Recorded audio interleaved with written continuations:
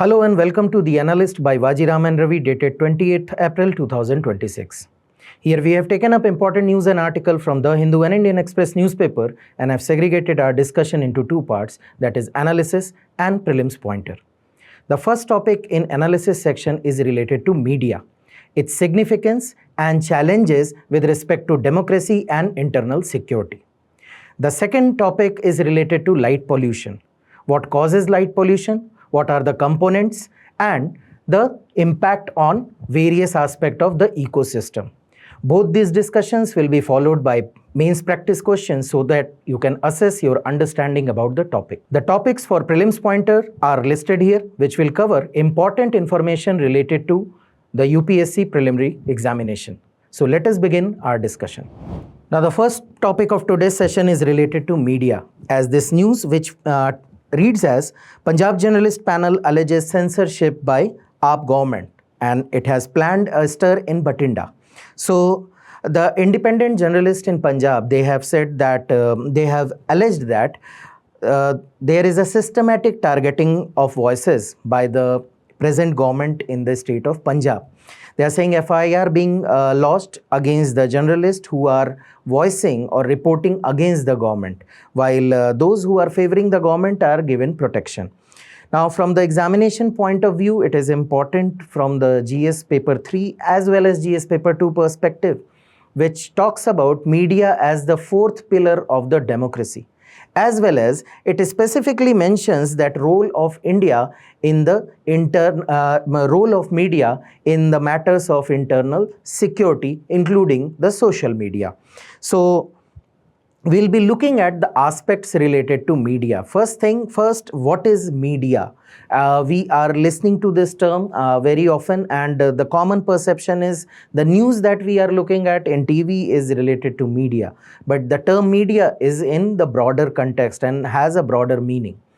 It is a communication channel through which entertainment, news, education, data, promotional message, communication and information is being disseminated and being reached to the public, to the masses. And there are three principal types basically which we know about: the print media, electronic media and the new age digital media. Apart from that, there is traditional media, which includes the street plays, puppetry, again communicating something, communicating a social message, tool of grassroots communication and cultural transmission, as well as the outdoor or transit media, which includes the advertisement, hoardings, billboards, digital displays, again high visibility and advertising outreach. So any channel which is used to which is being exploited to spread the news, information, education, any data or communication is known as the media. Now, why we often hear that media is the fourth pillar of the democracy?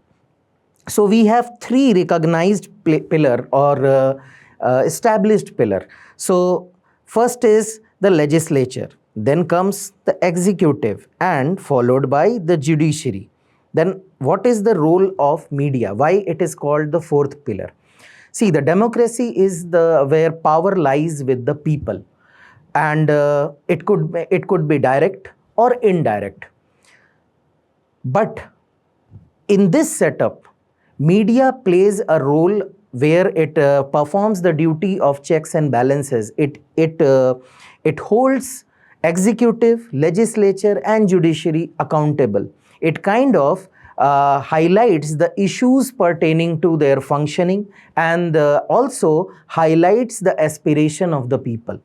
That is why this check and balance, this auditing role, the watchdog role makes it the fourth pillar of democracy, which is important for the healthy, transparent and efficient democracy to function.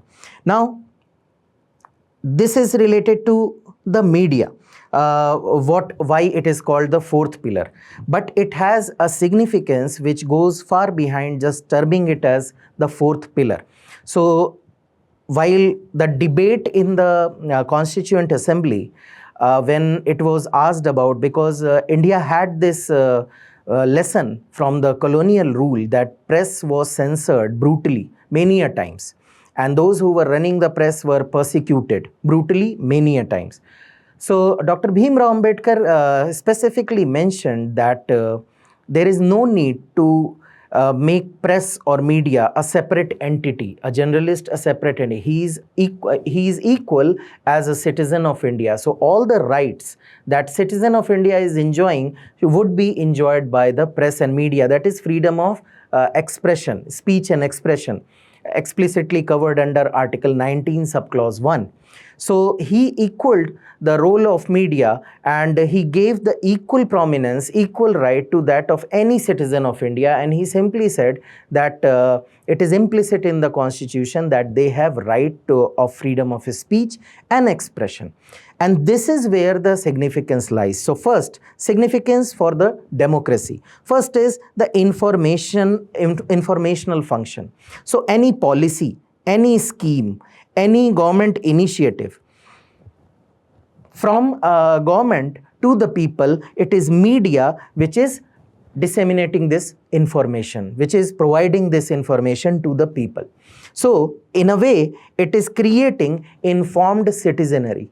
Based on these information, the citizen can decide upon where to vote, how to vote, who to choose, what to demand. So information is very important, and that particular point, because in any discussion we talk about the awareness. So media plays a very important role in providing this awareness part. Secondly, it also acts as a watchdog. These are the role which makes media very significant in any democracy. So it works as a watchdog.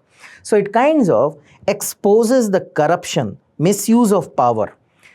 So it is not just that it is putting pressure on the government to remain transparent in their functioning, but also it is ensuring the accountability, because once it is highlighted, it will give a bad name to the executive, legislature or the judiciary.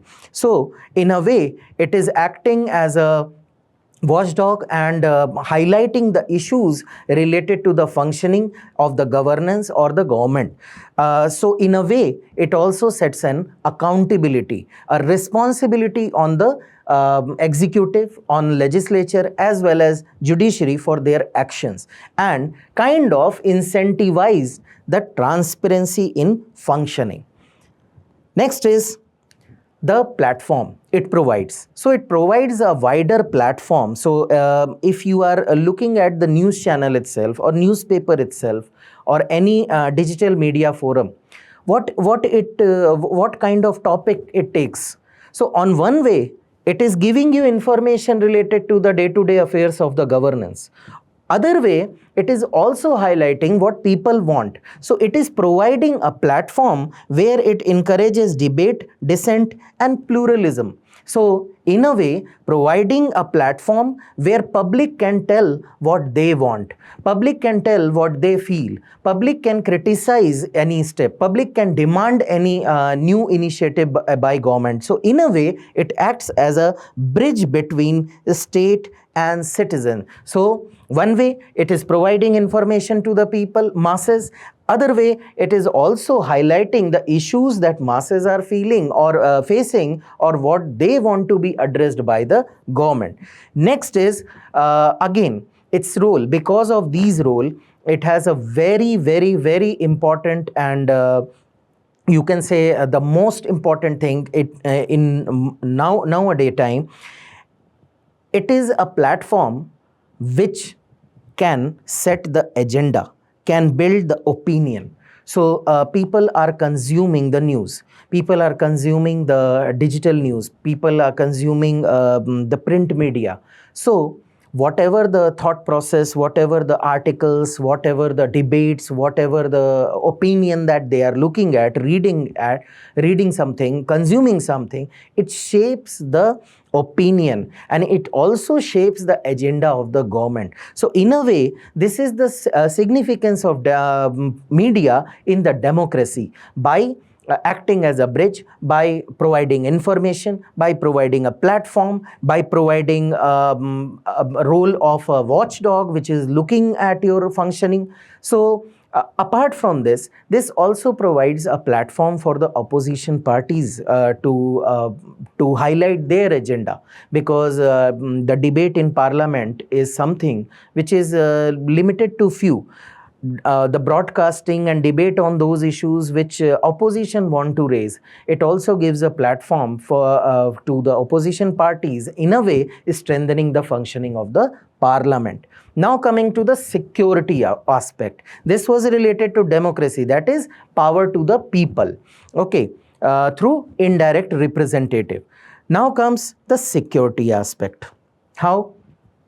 First is the real-time updates, the information dissemination during the crisis. So COVID time or any disaster, any flood or any contingency situation like war. So it provides a real-time update about what is happening, what government is planning, what government is providing, what you are expected to do. So it in kind avoids the chaotic situation in already difficult times. So it provides public awareness and also compliance. So people know that what they are supposed to do, what they can expect from the government. So chaotic situation can be avoided by the healthy use of the media. Then comes the very important role of counter radicalization.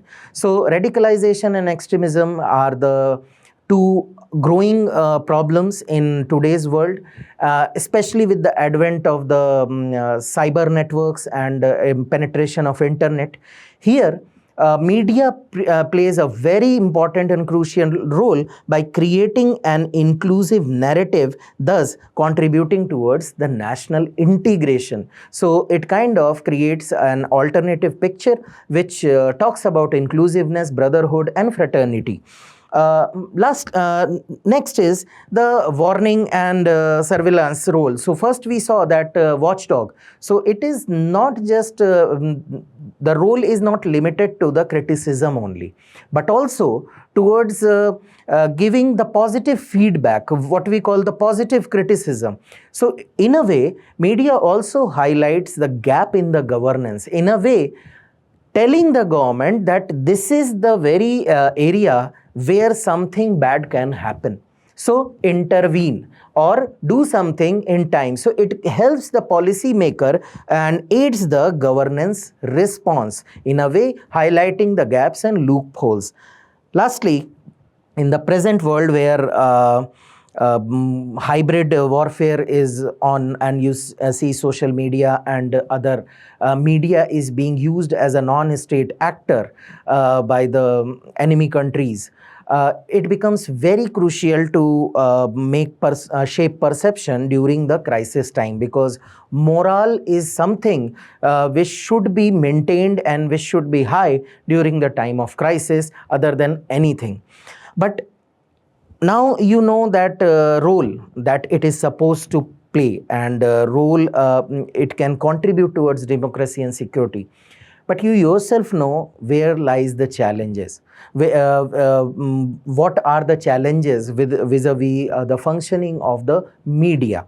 So if you will see the newspaper every now and then, you will find the news like press freedom index. So India will be ranking way below, like 150 out of 180 countries. Then there is issue of fake news. Then such is the gravity of the news that government has to set up a fact check unit to again counteract against the fake news and its dissemination. Then you will find that investigative journalism, which is important for the watchdog role, is on a decline, because if you have seen the important scams, 2G scam, coal scam, media played an important role. Now, in media specifically, the investigative journalism plays an important role to highlight the scam, to highlight the wrongdoings or the, you can say, the gaps in the governance. Now it is on a decline. Then you will see the news like predators list and how few corporations are handling and tackling all the media houses. But problem is, these news articles are themselves, it is being alleged that they themselves are part of a narrative set by Western media. So again, who to believe and whom to not? Point is, there are some visible issues in the media today that we have to learn from the perspective of examination. We are not here to discuss something which is narrative based. So first problem is the sensationalism, the TRP driven. So more focus is on TRP, more focus is on economy rather than giving the real news, making news sensational. Any small news will become sensational and big issues will take a back seat. So recently, if you can recall, many experts alleged that while Manipur crisis was going on, Indian media houses were engaged in some petty issues over the crisis of Manipur. They were not highlighting the Manipur issue. Many political parties, they allege that media is not highlighting the critical issues, but playing to the tune of the government of the day. It is true for the central government as well as various state governments, because media houses, they are more tilted towards or they give favor to or give primacy to the economy of the functioning rather than the reality and depth of the news. Second is the fake news and misinformation. It is so, you can say, it has penetrated so much and the speed is so high with the penetration of internet, it is practically impossible to control before it spreads and creates confusion and creates disharmony. This is another issue which has risen up because of the high penetration of internet and uses of mobile phone and social media. Then comes the allegations of political interference. So this news was regarding this, that there was an allegation of political interference. So many a times you might be hearing that certain media houses are saying we are not getting advertisement from the government because we are not publishing news in their favor, and this and that. So this is again, this becomes an arm twisting exercise. So if you want to get some chunk of money or some chunk of contract or some good breaking news, do as we tell you. So this is again another issue. Next is the corporate ownership concentration. Now, problem is not the ownership, but problem is of the capitalist market. So if somebody is investing money to acquire a channel, a news channel, definitely they want to look at the economic viability. And this feeds the first point that it looks towards the sensationalism, because this brings views, this brings money. Then it also paves the way for the political interference, that okay, if you want to earn money, then listen to us and do what we say. Then comes the paid news phenomena. Now this is again a problematic thing, because paid news is something which is no news. We should not be calling it news altogether. That is an advertisement. You are paying for an advertisement. But problem is, these paid advertisement are being served as a real news, and that is the problem. So you are looking at news channel and you are finding, oh, what a wonderful job government has done. In reality, it is a paid advertisement. Next is related to the functioning of media, that is trial by the media. In order to garner this sensationalism and raising the TRP, many a times there is going on an ethical issue, which is the trial by media. It is breach of privacy, it is breach of due process of law, it is breach of the public trust altogether. So open debates will be taken up, pressurizing judiciary, pressurizing legislature, pressurizing executive, shaping the mindset of the people. So it is, again, it is unethical on at the face of it, and it breaches privacy, and it also breaches the due process that has to be done. Next is the decline in investigative journalism, as we have seen that recently, again, the particular role of a watchdog, because of this decline in investigative journalism, this has diminished. Next is the role of internet and social media. It is algorithm based. What is this algorithmic bias or echo chambers that have been created? A simple understanding. You are using, let's say, any medium, social media platform. You liked some post, you liked certain kind of news. Now the algorithm will always show you similar news. So let's say if you have liked a news which has criticized the government, now you will get the feed where the criticism of government is going on and on and on. So you are not exposed to the counter view. So the diversity of view is not there. So you are looking at just one point of view, and that is called the echo chambers. So you made your own chamber where you are consuming one type of information devoid of any idea about the counter argument or narrative.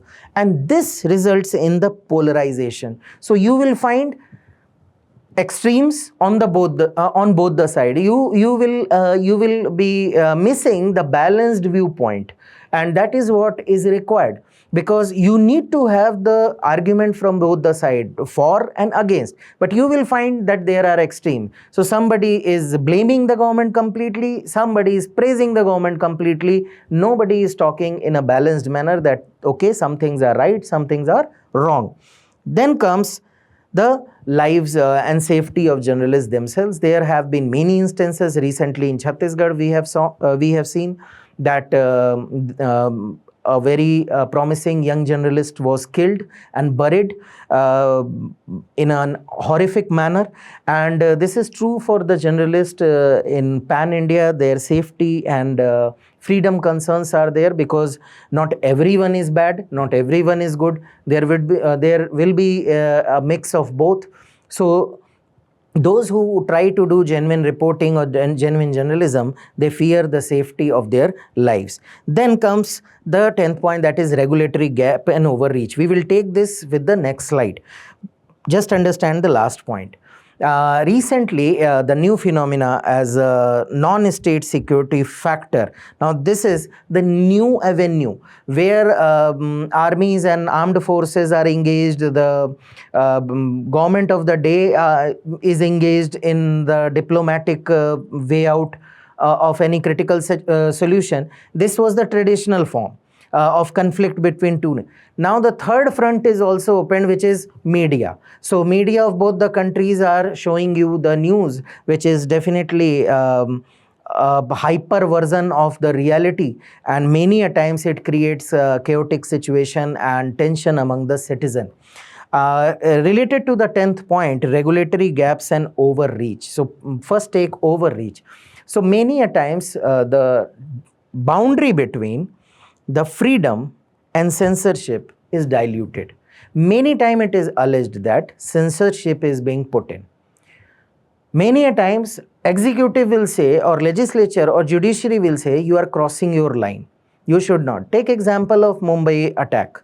Live streaming was going on, which was hampering the security forces operations. Now, on one part, people from media, faction of media was saying we were giving a real-time update because government was not giving any real-time update. On the other hand, government was saying they were hindering the operations, they were giving the live feeding to the operators of the attack. So this is a very thin line, and why I said in the next slide, because these are the provision. Article 19 we spoke about gives you the freedom of speech, and Article 19 subclause 2 talks about the reasonable restrictions. Apart from that, there is no robust mechanism to contain or check the media. So Press Council of India is there, but related to print media ethics, paper tiger it is. Then News Broadcasting Association, it is a self-regulation body which decides on their issues and basically related to what is the boundary, what are the ethical point. Then comes the IT rules by the government, and the moment government will come in, problem is there. This is the article in the today's newspaper itself, which talks about how the draft IT amendment bill will create problem. Now, why I picked up, because see, The regulatory gaps. So here there is no coherent policy, there is no autonomous body, there is no independent body which is looking after it. So print media, another body, the private media houses, another body, digital media, IT Act. So they are working in silos. There is no coherent policy. Next is, whenever government tries to do something, there are allegations that they are using their powers to kind of putting the media on the back foot. So in this article itself, it says that the new amendment, the draft proposal, it says that would require the Rule 3, Subclause 4 would require platform to comply with a wide array of government-issued instruments, including advisories, direction, standards, operating procedure as condition for retaining self-harbor, that is safety to the intermediary. Provision under Section 79. Now, problem is platform would be legally safer if they will follow government instructions even when these instructions does not arise from formal law. Now, what court had said in the Shreya Singhal versus Union of India case, court held that platform are only required to act on unlawful content when they receive court order or a government notification grounded in law. But author is saying that informal directives like the provision 3, Rule 3, Subclause 4, by allowing such directives to trigger compliance obligation, the draft rule appears to dilute that constitutional safeguard. So they are saying that in order to maintain the safe harbor protection under Section 79 of the IT Act, you need to comply to the government rules. And again, why I highlighted this? Because just government came up with an amendment rule to maintain the sanctity of press. According to them, their argument is we want to fight against the ills which is prevailing in the media. While experts allege that no, you are looking at the controlling the media. You want to control the media. Now, this is the issue, that governance is fragmented, and many a times there is a debate between freedom and censorship, that where ends the censorship and where ends the freedom. Now, what could be the possible way forward? First thing is, one needs to strengthen the ethical journalism. It should not be law based or forced. It should be self-regulation, and it should be self-regulation by the participants or the stakeholders in the media itself. Second is, the investigative journalism should be revived, and it should be not biased. It should not be focusing on persecuting government of the day, but it should be focused on impartial investigation of any issue. Next is the literacy.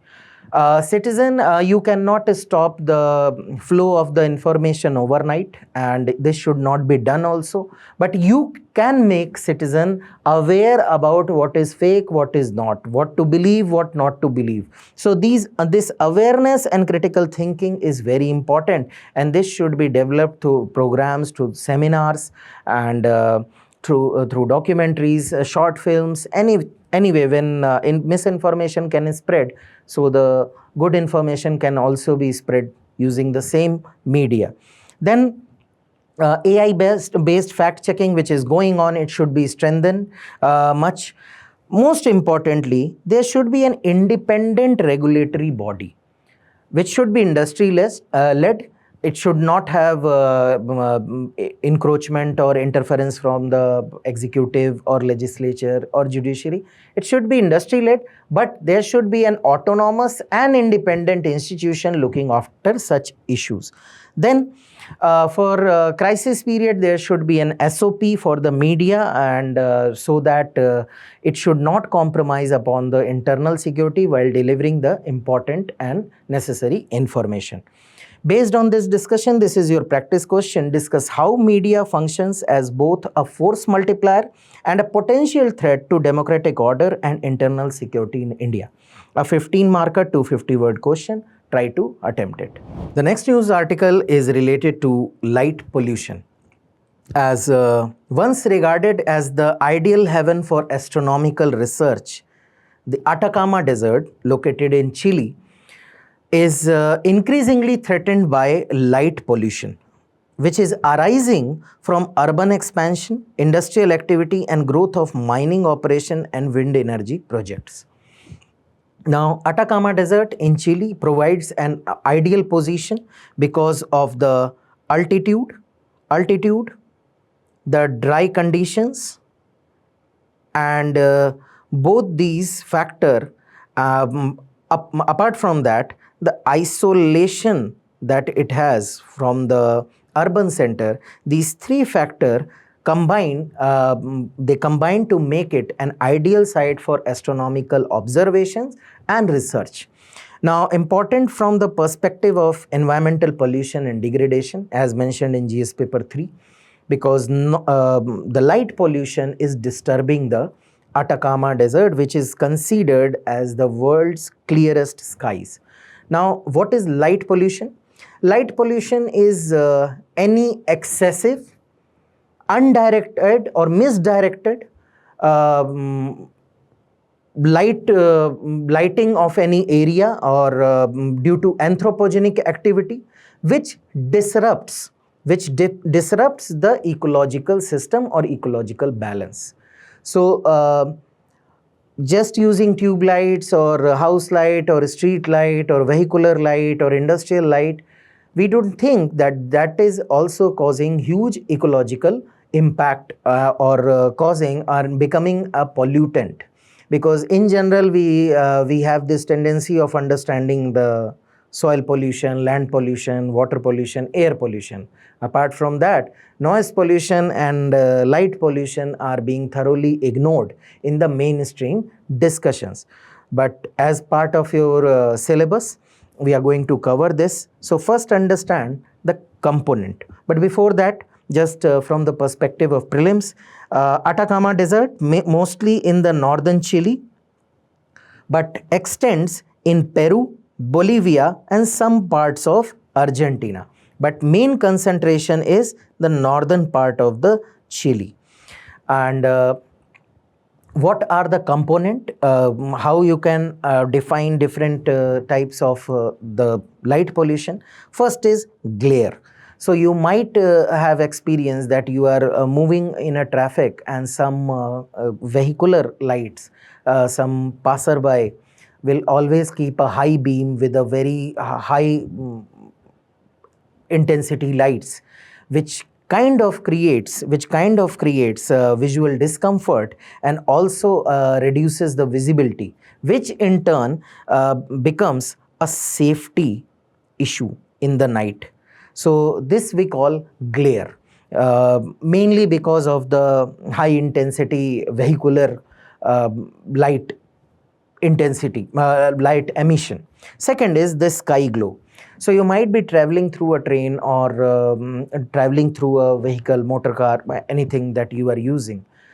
Upon approaching any urban center, you will find that sky is lit with the light that we call the sky glow, that you can see here in this diagram, and it reduces the natural darkness of the sky and obscures stars. So you won't find in many big cities, you won't find people that are familiar to star gazing, and they will go to the hilly station, they'll be very happy, or the coastal region, they will be very happy to see stars for the first time. So this is the sky glow. First is the glare, second is the sky glow.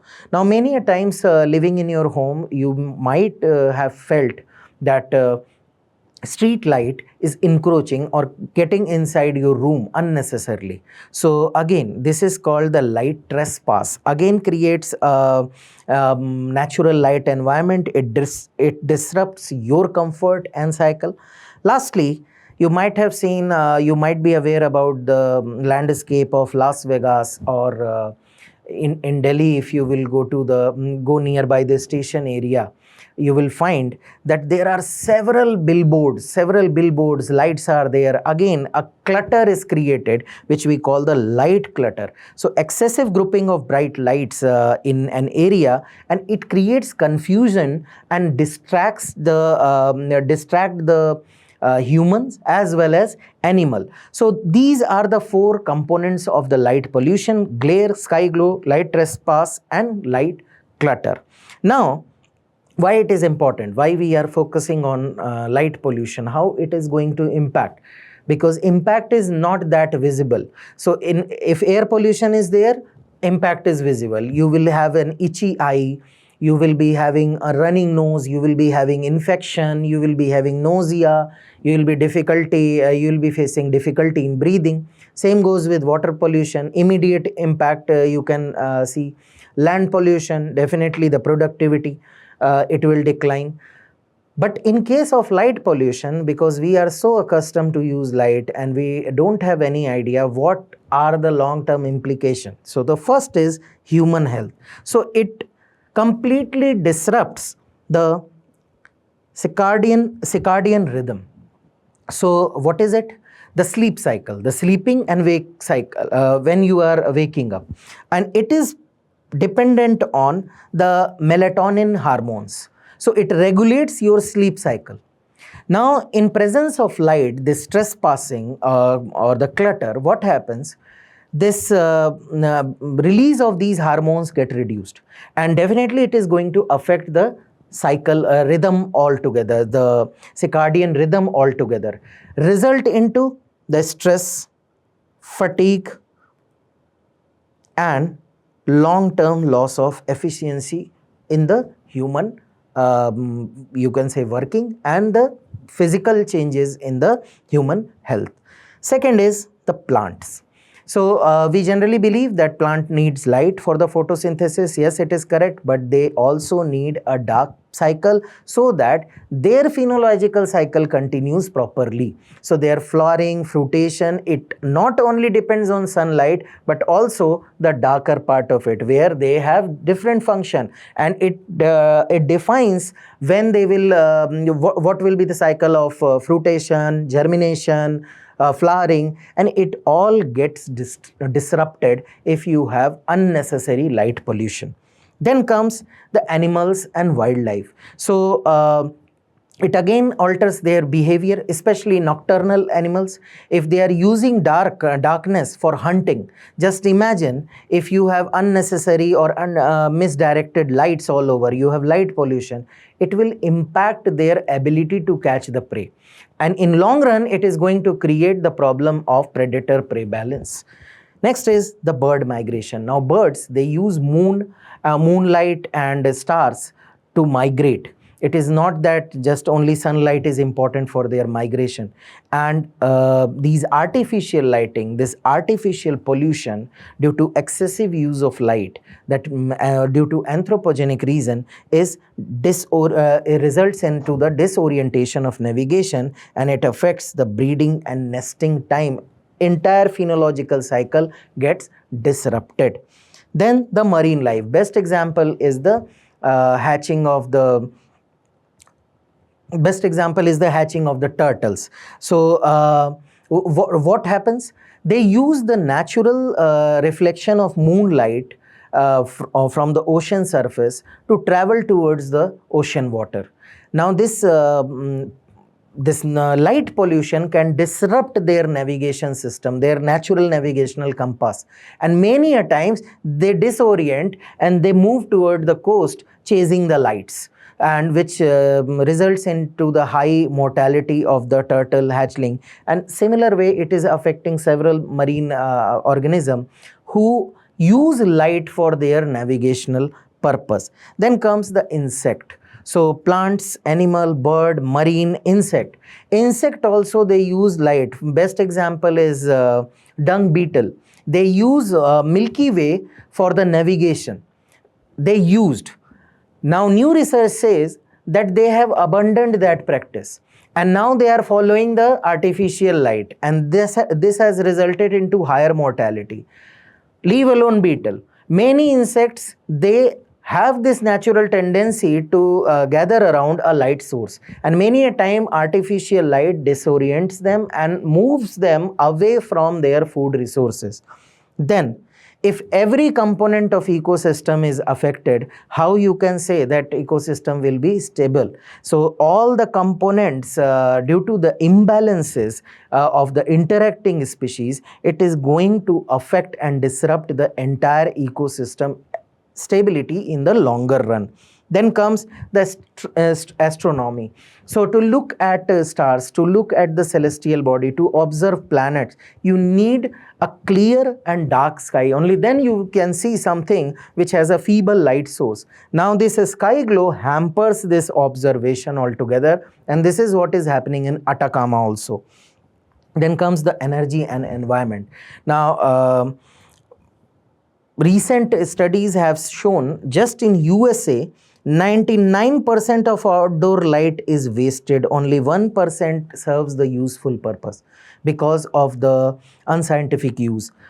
Moreover, it also says that around 246,000 gigawatt of energy is emitted across the continent through the light emission, the energy. 246 gigawatt hours, which is equivalent to 1% of the global emission, 38 million vehicle mile, and 80 round trips from Earth to Moon. So you can gauge what we are contributing unknowingly, unintentionally. Then comes the economic impact. The moment let's say, take example of Atacama itself. Once the charm of astronomical studies is gone, you will not find the astrotourism that is happening, that is bringing the currency, that is bringing the technology, that is bringing the people and expertise from around the world to your country. And definitely it is going to affect the long-term scientific research as well as the tourism. Now, there are many initiatives, as you have seen the studies, the data was published by Dark Sky International. Earlier it was known as International Dark Sky Association. It is a global NGO and leads the fight against the light pollution. Then there is a citizen-oriented, citizen-centric global at night campaign, where citizens, they themselves give updates about the night sky and the visibility of stars and planets.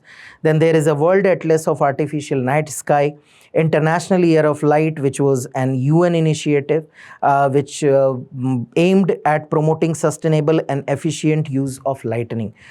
In terms of India, Hanle Dark Sky Reserve has been created in Ladakh.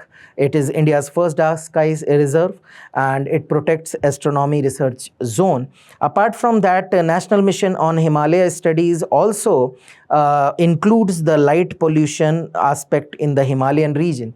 Apart from that, some indirect program also focus on efficient use of light, that is outdoor lighting guidelines and a smart city mission. These are the measures that have been taken to reduce the light pollution in India and abroad. What is required? First thing is directional and energy efficient lighting. So most importantly, the problem is uncovered light. So what is happening? A bulb is there, it is not covered. So light is spreading in all direction, while the need is the just below that bulb. So the covering is required where it is required. It is very important. So it should be focused at the area of requirement. LED should be used and motion sensors should be used, so that when there is no need, it can be dimmed or switched off. Then dark sky parks and reserves should be developed so as to protect the ecosystem as a whole. Then urban planning should include the light optimization. So detailed study should be taken up, that what amount of light is required, when it is required, where it is required, all those things. Regulation and policies should be there that should limit on brightness, direction and timing. So there is a limitation on the intensity of light that you can use in your vehicle, but nobody follows that, and 90% of the people, they have no idea about that there is a limit on the intensity of light that can be used. Then We need to provide smart lighting technologies, which should include the timers, automated solutions. So if somebody forgets to switch off the lights, it should get automatically switched off through the sensors after observing nobody is occupying the place. Then we need to spread the public awareness regarding the light pollution and its impact on the human health and ecosystem as a whole. Most importantly, as far as possible, warm light should be used, not the bright lights. Warm light should be used, and they help in preserving the or the mitigating the light pollution. Based on this discussion, this is the question: light pollution represents the unintended consequence of urbanization. Discuss. 15 marker to 50 word question. Please try to attempt it. Moving on to the prelims pointer, the first news article is related to Defense Minister visit to Bishkek, that is the capital of Kyrgyz Republic, for the SCO's, that is Shanghai Cooperation Organization Defense Ministers meeting. Important from the perspective of prelims as regional and global grouping, and we will cover the important aspect of the BRICS as well as the location of the Kyrgyzstan. So this is the Shanghai Cooperation Organization and the location of Kyrgyzstan. So it is a permanent regional intergovernmental body which started as Shanghai 5 in 1996, which included Kazakhstan, China, Kyrgyzstan, Russia and Tajikistan. After the joining of Uzbekistan, it became Shanghai Cooperation Organization formally in the year 2001. And SCO Charter is the constitutional document, and India and Pakistan joined it in 2017, Iran in 2023 and Belarus in 2024. So the countries represent Asia, Central Asia, East Asia, Southeast Asia, West Asia, as well as the Eastern Europe. So a very important grouping which represents 23% of global GDP and 43% of world population. The principle is termed as Shanghai Spirit, which talks about mutual trust, mutual benefit, equality, respect of cultural diversity, and pursuit of common development. Official language is Russian and Chinese. It is headquartered in the Beijing, China. Apart from this the main governing body, there is another permanent body which has been developed and famously known as RATS, RATS, Regional Anti-Terrorist Structure, which is headquartered in Tashkent, Uzbekistan. Now, there are several bodies under SCO, and which includes Council of Head of States, Council of Head of Government, Ministers of Foreign Affairs, Council of National Coordinators. Apart from that, Secretariat is the permanent executive organ, implementation and administrative cooperation. It is the responsibility of Secretariat located in Beijing. RATS is another permanent body which we have seen. It is based in Tashkent. And then there is a Business Council and Interbank Consortium. Regarding the location of Kazakhstan, it is Kyrgyzstan. It is surrounded by China, Tajikistan in the south, Kazakhstan in the north and northwest, and shares border with Uzbekistan also. Few things which are important from the perspective of prelims examination is the Aral Sea, which is shared between Kazakhstan and Uzbekistan, while opening to Caspian Sea is limited to Kazakhstan and Turkmenistan only. While point here is all the Central Asian country, Turkmenistan is not party to SCO. Why we have covered it? Because the regional grouping. So UPSC in 2022 itself has asked about the India's membership to various organizations So try to solve this question and let us know your answer in the comment box below. The second news is related to NITI Aayog and its revamp, because 5 new members have been appointed, and important from the perspective of prelims examination, as NITI Aayog is something which is related or is assigned or has been created to bolster the cooperative federalism as well as the planning in the country, because it was created in the year 2015 by removing the erstwhile planning commission. The governance structure include the chairperson, which is Prime Minister of India, vice chairperson, which is appointed by the Prime Minister. So this is what the news is about. The vice chairperson Ashok Lahiri has been appointed apart from other permanent members. Ex officio members up to 4, which includes Union Council of Ministers, again nominated by the PM. Then there is a governing council which is known as Team India. So if name is Team India, definitely apart from PM, apart from vice chairman, apart from ex officio member, apart from full-time members, chief ministers of state and lieutenant governors of UTs are also included in Team India. There could be special invitees also, which includes Administrator of Chandigarh, Dadra and Nagar Haveli, Daman and Diu, and Lakshadweep.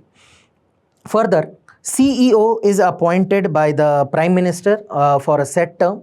So recently, it has been cleared that the previous CEO was given a 2-year tenure with a 1-year extension. Now, it is being expected that new CEO will be appointed soon with the appointment of these new 5 members, including the vice chairperson. Now, full-time members should be expert in the domain of economics, science, and other discipline, while special invitees can also be called in, which again expert and specialist and from the various field can be invited. Apart from that, for some specific issues, regional councils can be formed, and Chief Minister and LGs and can be party to it regarding the regional issue. The regional states and UTs can participate, and it will be chaired by the PM or an appointed representative of the Prime Minister. Key function includes the policy formation, cooperative federalism, monitoring and implementation of schemes, and evaluation of the schemes, plus knowledge, innovation, and thought leadership to address national challenges. So this was related to the governing structure and key functions of NITI Aayog. Let us look briefly into who are the members the government has appointed. So the news is about that this appointment shows the inclination or tilt towards the scientific background. So first is Mr. Abhay Karandikar, who was formerly Secretary of Department of Science and Technology, as well as he was Director of the Indian Institute of Technology, Kanpur, and was also Professor in the Indian Institute of Technology, Mumbai. So a technical background. Then M. Srinivas, who was Director of the All India Institute of Medical Sciences, that is AIIMS Delhi, and next name is Govardhan Das, who is also currently the Director of Indian Institute of Science, Education and Research, Bhopal. So all 3 of them are belonging to the scientific field. Apart from that, KV Raju, who is currently member of Economic Advisory Council to Prime Minister, and he also specializes in agriculture policy, rural development and water policy. Apart from that, the former Cabinet Secretary, Mr. Rajiv Gauba, is also a full-time member. So 3 members, Mr. Karandikar, Srinivas and Govardhan Das have been appointed, while KV Raju and Mr. Rajiv Gauba have been retained as the permanent member. So total 5 permanent member. Apart from that, Vice Chairman, Mr. Ashok Lahiri, again, he was Chief Economic Advisor from 2002 to 2007, has also served to World Bank and IMF. The next news article is related to CAR T cell therapy, because according to the article, the chimeric antigen receptor, that is CAR T cell therapy, which was successful in the treatment of the leukemia and lymphoma, when it came to the tumors and solid tumors like kidney and ovarian cancer, it was not that suitable. So scientists have now developed a high sensitive receptor that can be used for the curing of tumor also. Important from the perspective of science and technology, GS paper 3. Let us understand first how CAR-T technology works. So what happens? T cell, the natural immune system of your body, these are collected from your body through the process of apheresis, which is similar to the blood donation, but only thing is it is a specialized technique where whatever component of blood is required is extracted, rest is sent back to your body. So plasma is required, platelet is required, it can extract, it can separate them all. So T cell is collected from your body. Now T cell is engineered. The genetic modification is done through to express the chimeric antigen receptor. CAR is you can say introduced through a virus. Virus here does not act as a you can say in a negative way, but it acts as a vehicle to introduce the chimeric antigen receptor. Now, after this introduction and modification or the engineered genetic engineering, what they do, they expand. So they keep it in incubation for 2-3 weeks, and in lab atmosphere, they expand the number to 100 of millions. And now this T cell that the immune system of your body, when it is inbuilt with the CAR, now it is infused into your body, into the patient. And before that, chemotherapy, the word that you might have heard, is used to remove the original T cells from the body. The existing T cells are removed so that genetically modified T cell can dominate. Now, and then CAR T cell, it multiplies and kill cancer cells. Now, why it is important? Just the basic understanding. These cancer cells have protein signature on their surface, and this CAR T uses that signal because T cell it kind of reads the signal from the cell body, cell surface, and if it finds that cell is infected or cancerous, then it will attack. Now CAR T is introduced to boost that capability so that it can read the signals. But problem with tumors is that tumors are not made of identical cell. They resemble patchwork. Some cell display protein that CAR T cell can detect. So some cell have the protein that CAR T cell can detect, but most of them don't. So this CAR T cell is attacking them in bits and pieces. So not being that effective as they are with other cases like leukemia and lymphoma.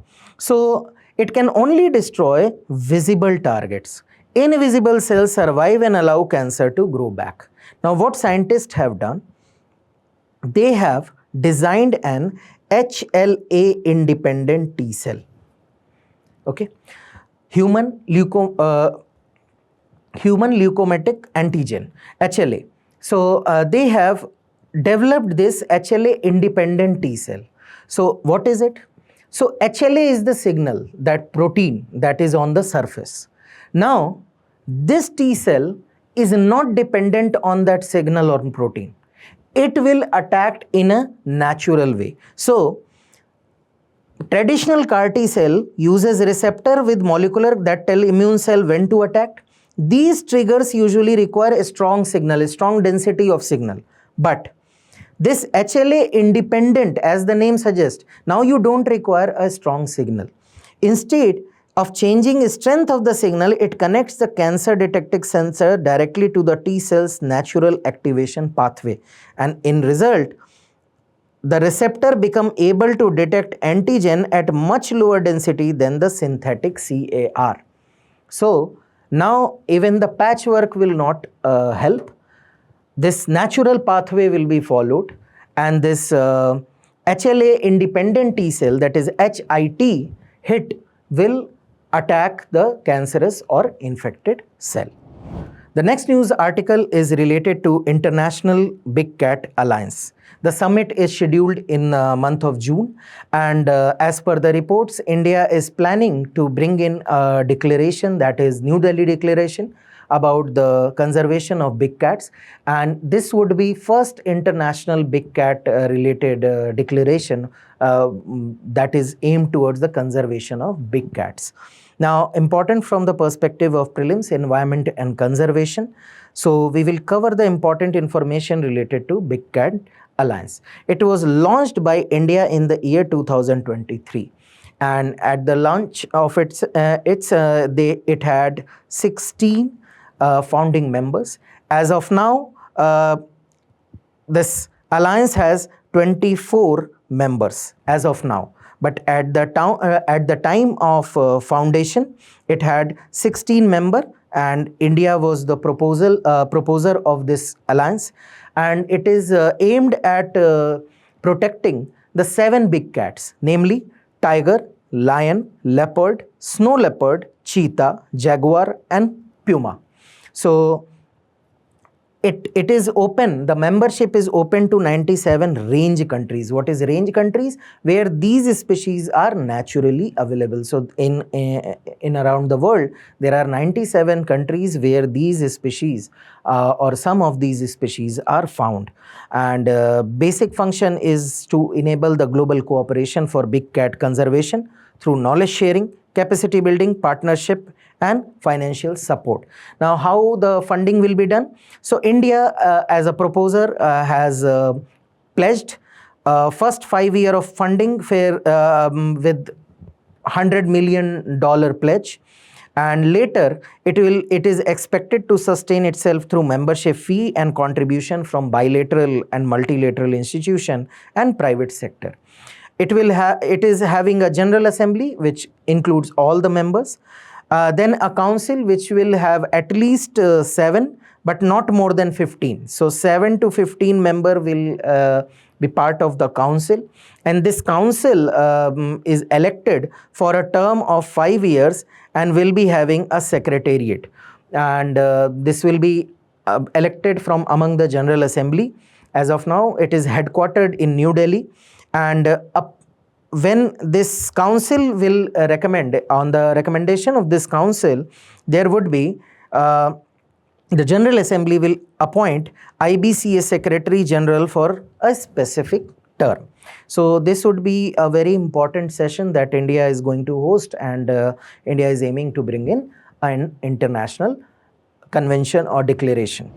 Moving further, the next news article, the evolving China-Pakistan space cooperation. Now, why it is important? Because India and its neighborhood, apart from that, various platforms and space technologies have been mentioned, which you should know because they are related to neighboring country. And UPSC has asked previously question based on developments related to various space agencies. So some of the platforms that this article talks about is the Long March, which is a launching platform which China has provided to Pakistan for the launch of its satellite. And this partnership began in the year 1990 itself with Badr-1 satellite launch. Plus, China has also announced that it will send one Pakistani astronaut to Tiangong space station, and also China has launched IQ-Q from on Chang'e's orbiter. This is again developed with the collaboration of Pakistan Institute of Space Technology with Shanghai Jiaotong University. So again, collaboration in IQ-Q. More than that, the latest mission in 2026 saw that Pakistan's indigenous electro-optical satellite, that is EO3, again was launched from China's Taiwan Satellite Launch Center. More importantly, China has given access to Beidou navigation satellite system, which is considered as an alternative to GPS system of USA. It is very precise with providing information with 2 centimeter precision. This can be improved to 5 millimeter after image processing has been done. This will be helpful in disaster relief and urban planning, traffic guidance. Apart from that, it has strategic implications also, because under China-Pakistan defense cooperation, the Pakistani military is all equipped to use BeiDou system. China has also Chinese Satellite Navigation Office had announced that they will be establishing continuously operating radar station CORS network in Pakistan, which will be BeiDou enabled. So important from the perspective of examination, here we have listed the list of programs that are recent and that involves Pakistan and China collaboration.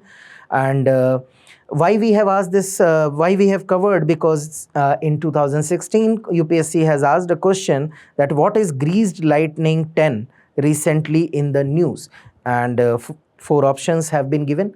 Please try to solve this question and let us know your answer in the comment box.